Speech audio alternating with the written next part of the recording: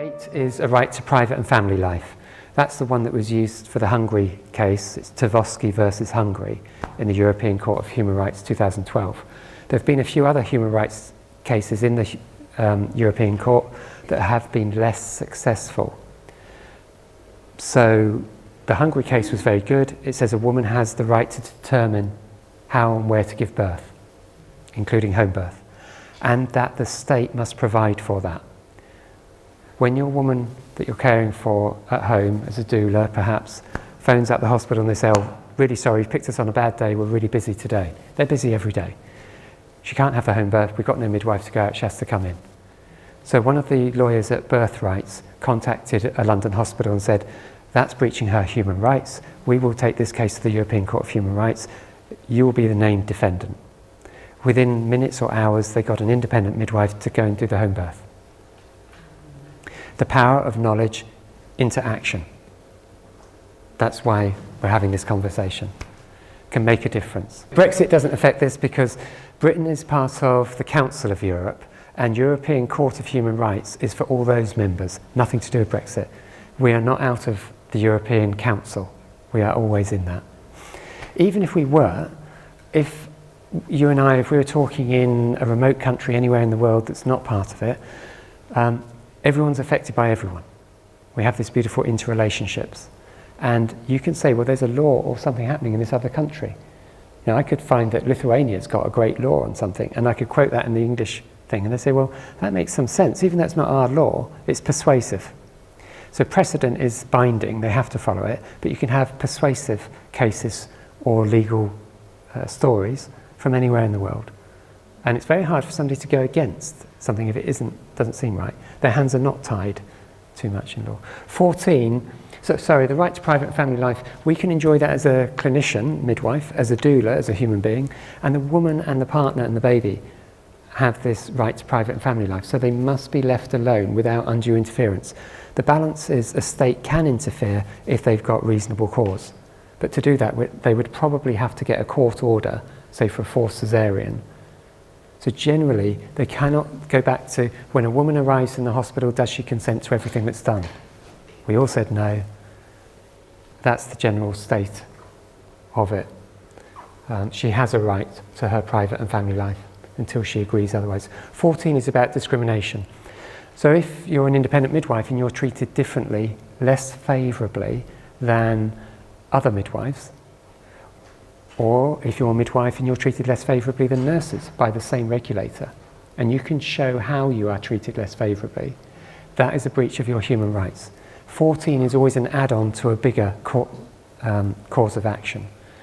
So if you were claiming under lack of fair process, a lack of fair process happens all the time for employed midwives that come into my office and tell me what happened last night at that birth, instead of warning, having a support person, knowing what the allegations are. So the person always needs to walk away, get a written idea of what the meeting is, who's coming, and this happens all the time. It's a power play. Make sure you go in there. If you don't like what's being asked, ask a bit more questions like why, what would you like to know, thank you very much, make some notes, I'll get back to you, I'll take advice, leave. Don't have that conversation where you're disadvantaged. I've got a load of slides that I just sort of dreamt up one time. What I'd like to do next time is make more on pictures, and I will give out scripts so you guys can do role play. I'm toying with the idea towards the end of this session of doing a bit of role play, but I want us to feel, where is this going? You are sitting there with thoughts and feelings inside you, and if you have a feeling for, well, what about this situation? What would happen? I want you to contribute those to us here now. You will be doing us all a favour if you do that. You can have a great I had a great VBAC, and we'd worked so hard. I felt like it was we, because you're exhausted. You've worked with a woman. In this case, her sister was an independent midwife, so she'd worked really hard with the woman. The woman worked tremendous and unbelievable to achieve the birth. You're so relieved, you've got the most fantastic birth, and then she bleeds 3.5 litres. And you've got to get 2 IVs in, you've got to call people, you've got to get some action into theatre. So you're right, it's normal up until it's not normal. That's a lovely way to put it. And it's showing appropriate action when it becomes not normal. And there is an argument, if the midwife is so focused on the normal, and even some schools their training is focused that way. They don't deal with the abnormal. They're not really well prepared. That's one of the criticisms New Zealand faces about its model of midwifery. It's brilliant. We all look to it as the best model, but everything has weaknesses and strengths in it. So it's normal until it's not normal. So my last point there addresses this. It's never too late to show reasonable care. You could wake up a week later, a month later, a year later and think of something, write it down, put the date on it, store it, maybe evidence that it was done on that date. That can be done by taking a photograph of it, store it on your computer electronically and protected privacy. I find people don't give precise observations. I think people are worried about self-incrimination. Again, it's for the registrants, sorry, for the ones who are doulas. And you can prevent yourself from self-incrimination just by being mindful of that. And in one case I've dealt with, the child is 18 years old in Cyprus, and the midwives, when they did bother to do a fetal heart, they just wrote fetal heart heard. They never said what it was. And their practice actually seemed a bit medieval. And, for example, almost like to the point of not washing their hands and saying, well, that's the culture in our hospital. They do wash their hands. But they weren't listening to fetal hearts. They weren't doing anything. And babies, in this case, were brain damaged. But we've got similar bits of that culture all around. And some of my very good, dedicated midwives, colleagues, will say, oh, she was pushing well, she's doing that.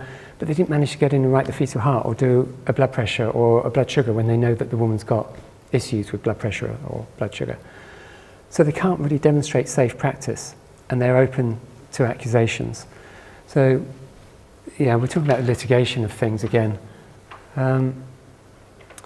By the way, that case in Cyprus is still going on. I spent a long time being 10 hours being cross-examined, but weirdly, the lawyers presenting the case are relatives of the defendants. So you've got, I mean, the father's had the case in court for at least a year now, but they had about 7 years of pre-court paperwork to do. So I can't believe that wouldn't happen here. Right. This is great because it's got me out of doing what I think is a bit boring PowerPoint. I'm going to do it subliminally. That means you'll just absorb it all. I've talked about positive language. I hope I've engendered that. So we'll be coming up. So the time period for questions is how long allocated? 10 minutes, which we've been doing a bit through, so we'll mess around with it. It's again how we engender ourselves as doulas. One of my best friends, she has 6 children, she's been a doula for a long time. She's always got this natural way of de-escalating confrontation. So they're 2 negative words, de-escalating and confrontation. She wouldn't even use those words. She's got a way with her body, because she's very like Catherine in some ways, just naturally relaxed, happy, positive, doesn't need to be a problem. So if we don't feel like that, we need to engender it. You know, take a break, make sure we are like that. So we are programmed to be positive, rather than defensive or aggressive. So we can lead that midwife. The woman can consent and negotiate. So I made this little parent survival guide. And the first thing is consent and refusal. Negotiate to yes. So when Katie mentioned they negotiated 10 minutes, they might negotiate a longer period. But the main point is that it's the woman making the decision, and a tool that everyone can use here is the 6 questions. 1 word, open questions. So you could ask the midwife out of who, how, why, what, where, and when. You can simply say, well, why? Oh, well, we have to get on with it because, yeah, but why that? So why the answer as well? Very gently and respectfully, and maybe move away if it's not working. But then when they come back with, oh, because that's what we think best. Sorry, who thinks that's best? Because Julie doesn't want to do that. And isn't it about Julie? So, but I'm trying to stop us from having long dialogue and just have 1-word questions in a neutral way. So you're not threatening them where they become defensive, and you're not so submissive you're being walked over. So think of those 6 questions: who, how, why, what, where, and when, and question the answer. And if you do, and then to add to that, and I get this in a way from family mediation, is what would it take for you to agree to such and such? Now, first off, they say, I won't agree to that. Okay, it's fine, I understand that.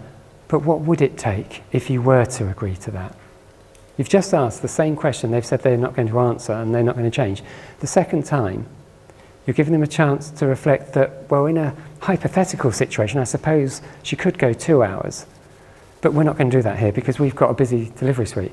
Okay, so if you're busy, what if we go for a walk for a while, try not to give a number, and we'll come back and then we can be reassessed and everything then. Or you find another way. By asking that question, what would it take to get you to agree? When they're absolutely certain that they would not agree, you will get some shift, some movement, some other time. Maybe not every time. And you have to try, they're trying to find an agreement. They want to get what they want. The woman wants to get what she wants. She doesn't always know what she wants. So she's with her family. So just ask these questions and sometimes steer it, but always positively. And then sometimes with your own calm, assertive way, occasionally you need to physically block. If they haven't gained consent from the woman, you can be her advocate and say, she hasn't consented to that. She doesn't even need to say no. So long as she hasn't said yes. Back to the rape analogy, that consent is a process. Just because she came in and she had the inductions to start with, she's now not consenting to a vaginal examination. She hasn't said yes, thank you. And you are a witness to things. You're shining a light on it by your presence, by being there. It's not, I'm going to write this down and we'll end up suing you in court, threatening. It's just the presence of another person supporting that woman that makes the difference. Present a positive alternative. And also, sometimes we need to look at worse alternatives. And by looking at the two, the best alternative and the worst alternative, we might find a realistic one. But there's no reason why we shouldn't be aiming for the best alternative. But sometimes we have to, so we can say to the obstetrician, well, she might now leave this hospital, go home and birth because you're bullying her. Or she might perceive, I think you're a really nice person, but she might perceive this as bullying, and it might be nothing to do with how nice and everything you are, and you're constrained by laws. She may now just go home and take a risk.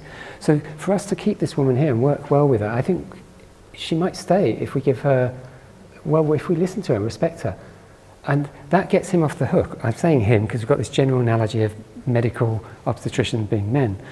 Some of the women, the one that was sued in Montgomery was a female obstetrician, and that's another case, where she kind of forced IV antibiotics onto a woman, who later said that was coercion, that was not consent, and the judge held it was coercion. Thank you very much. So it's just, we mustn't be doing coercion, we know that, so when somebody else is, we've got to gently challenge them on that. But that was fantastic. Thank you. Thank you very much for being so attentive.